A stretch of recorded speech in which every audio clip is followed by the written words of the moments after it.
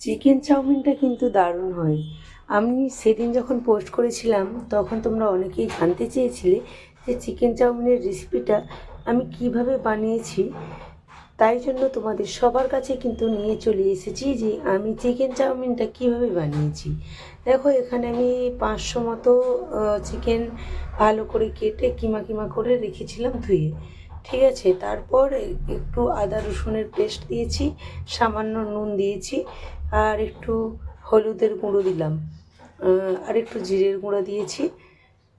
তারপর এখানে দিয়ে দিচ্ছি একটু কর্নফ্লাওয়ার। এটা অপশনাল, যদি তোমরা পারো দিও, আর যদি না হয় নাও দিতে পারো, কোনো ব্যাপার নেই। তারপর সবগুলোকে দেখতেই পাচ্ছ আমি কিভাবে মিক্স করে নিচ্ছি। এটা কিছুক্ষণ মিক্স করে একটু রেখে দিয়েছিলাম ঢাকা দিয়ে। তারপর কড়া গরম করে নিয়েছি। এবার এতে মাংসর টুকরোগুলো দিয়ে ভালোভাবে একটু নাড়াচাড়া করে নিচ্ছি।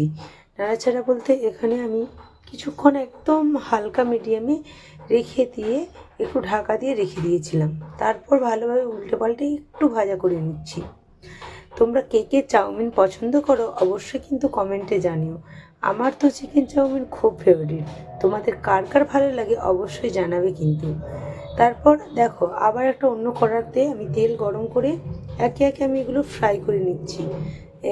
এখানে আমি একটু গাজরের কুচি করে নিয়েছিলাম।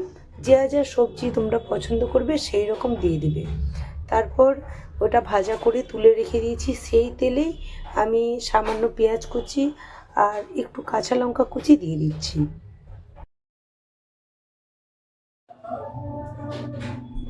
তারপর দেখতেই পাচ্ছ চাউমিনটা আমি সেদ্ধ করে রেখেছিলাম ওর মধ্যে দিয়ে দিচ্ছি। তারপর একটু হালকাভাবে নাড়াচাড়া করে নিচ্ছি। ভাজা ভাজা হয়েই এসেছে মাংসটা, দেখতেই পাচ্ছ এখানে ভালোভাবে ভাজা ভাজা করে নিচ্ছি। এবার একে একে আমি এই চাউমিনটার উপর একটু সয়া সস আর 1 চামচ মতো একটু ভিনেগার দিয়ে দিয়েছি। দিয়ে ভালোভাবে হালকা হাতে নাড়তে থাকছি। তারপর এখানে ছিল চাউমিনের মশলাটা, একটু দিয়ে দিলাম, এর উপর ছড়িয়ে দিয়েছি।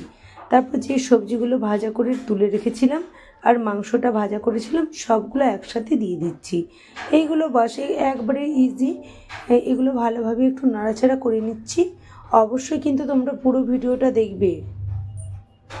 ভিডিওটা যদি স্কিপ করে যাও, কখন কার পর কী দিয়েছি তোমরা কিন্তু বুঝতে পারবে না। তাই অবশ্যই তোমরা পুরো ভিডিওটা দেখবে আর অবশ্যই একটা গঠনমূলক কমেন্ট করবে।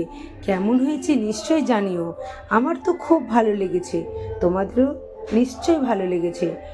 ঠিক আছে, আজকের মতো আসছি, আবার অন্য কোনো রেসিপি নিয়ে হাজির হয়ে যাব তোমাদের